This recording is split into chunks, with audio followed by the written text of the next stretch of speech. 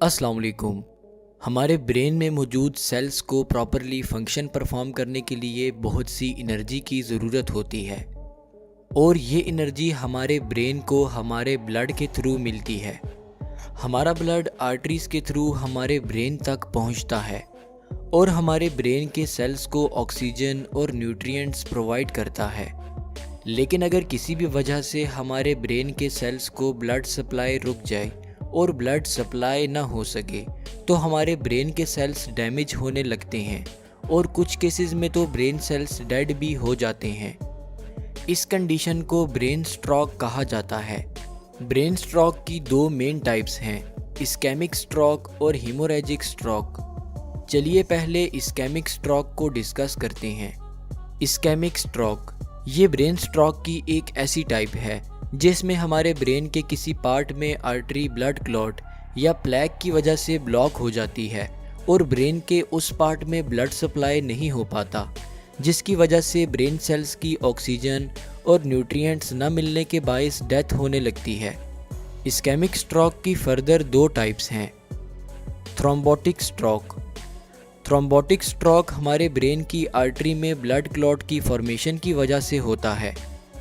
बाज़-औक़ात हमारे ब्रेन को blood supply करने वाली आर्टरीज में किसी वजह से फैट जमा होना शुरू हो जाता है जो कि प्लेग बिल्डअप कर देता है।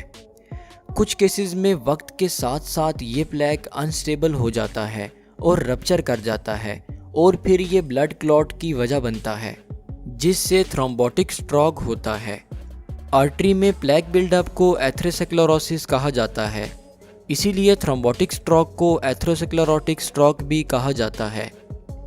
Embolic stroke. बाज़-औक़ात हमारी बॉडी के किसी पार्ट में ब्लड क्लॉट की फॉर्मेशन हो जाती है, जैसा कि हमारे हार्ट या फिर हमारी बॉडी की किसी लार्ज आर्टरी में, और फिर ये ब्लड क्लॉट ब्लड स्ट्रीम के थ्रू ट्रैवल करके हमारे ब्रेन तक पहुंच जाता है और फिर हमारे ब्रेन में ब्लॉकेज कॉज कर देता है, जिसकी वजह से हमारे ब्रेन सेल्स की डेथ होने लगती है। इस कंडीशन को एम्बोलिक स्ट्रोक कहा जाता है और इस तरह के ब्लड क्लॉट्स को एम्बोलस कहा जाता है। चलिए अब हम स्ट्रोक की दूसरी मेन टाइप हेमोरेजिक स्ट्रोक को डिस्कस करते हैं।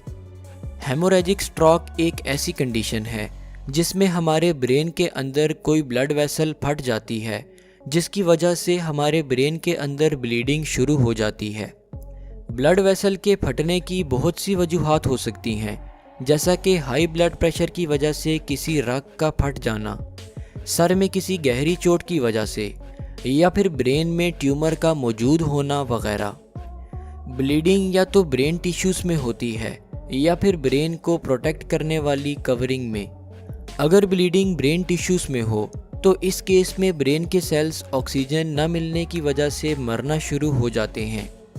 इस कंडीशन को इंट्रासेरिब्रल हेमरेज कहा जाता है।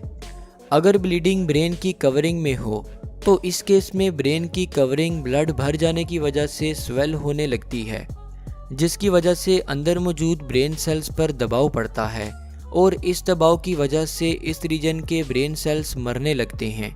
इस कंडीशन को सब एराकिनॉइड हेमरेज कहा जाता है। होप सो आज की इस वीडियो से आपको काफ़ी कुछ नया जानने को मिला होगा। मैं आपसे मिलूँगा अपनी नेक्स्ट वीडियो में किसी न्यू टॉपिक के साथ। अल्लाह हाफिज़।